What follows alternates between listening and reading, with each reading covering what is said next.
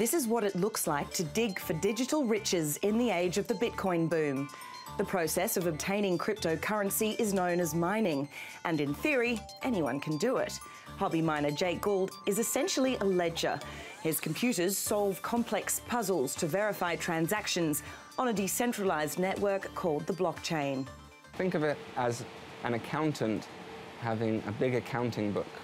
And every time that accountant writes down a number, it is verified in the system that that number is correct. Now, for doing that, for my system verifying that transaction, I'm rewarded a fraction of a coin. That coin can then be traded and used to buy things, much like traditional money.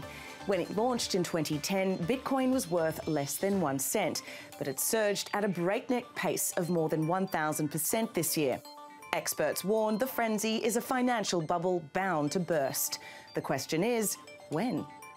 The reality is that it's hard to say because we don't really know what kind of fundamental value Bitcoin actually has.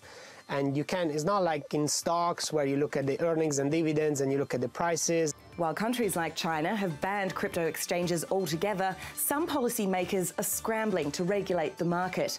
Earlier this month, Bitcoin launched on the CME and CBOE futures exchanges for the first time. Some say its real value as a commodity lies in blockchain technology that doesn't require a central bank.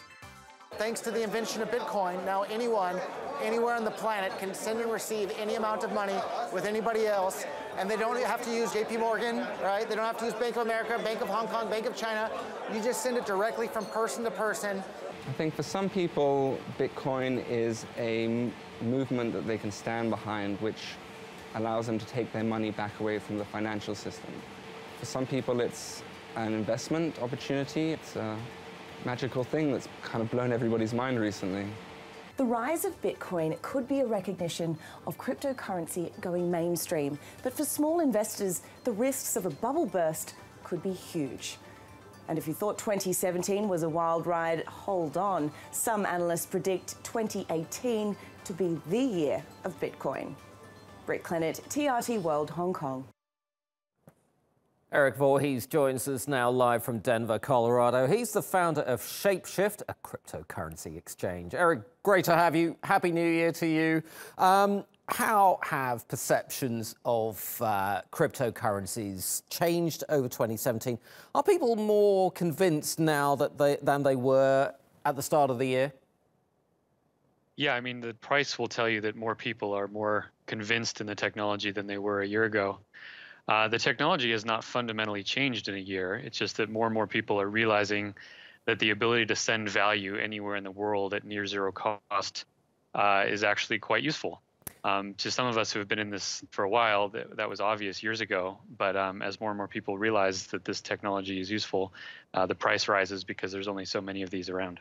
So you are convinced that there is an intrinsic value there. I'll come back to that in a minute. But look, one of the most common questions I get asked is, how do I sell Bitcoin? Even if I get into it, people are saying it's very difficult to get out of. How true is that? How liquid is Bitcoin? It's incredibly liquid. So you buy it in the same place you sell it. You go to an exchange where you buy it with dollars or euros, and you sell it with dollars or euros at that same exchange. It's really no different than selling stocks or commodities on any stock or commodity exchange. Unless you're trying to move huge amounts, like $100 million worth, it's very liquid and very easy to get in and out. Okay, well, that's going to be interesting. But let's talk about your exchange, ShapeShift. How have volumes at your exchange changed over 2017? You must have seen a surge, right? Yeah, we grew about 3,000% from a year ago. Wow.